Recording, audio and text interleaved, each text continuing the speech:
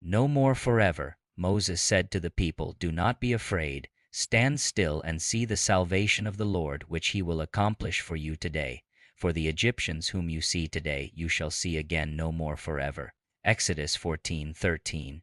After Pharaoh finally let the 2 million Israelite slaves leave for the promised land, he soon changed his mind and came chasing after them.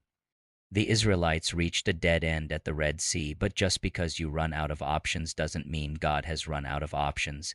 God parted the water and the Israelites went through on dry ground.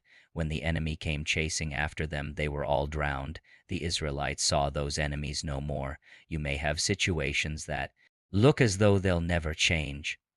God is saying to you what he said to them. You're about to see the depression no more. You're about to see that struggle in your finances no more. God is about to release you into abundance. You might as well have a going away party for the sickness that's been hindering you. God is doing a new thing. Now keep this tenacity in your spirit. Be more stubborn in your faith than anything stubborn that's trying to stop you. You are well able to outlast what's trying to stop you.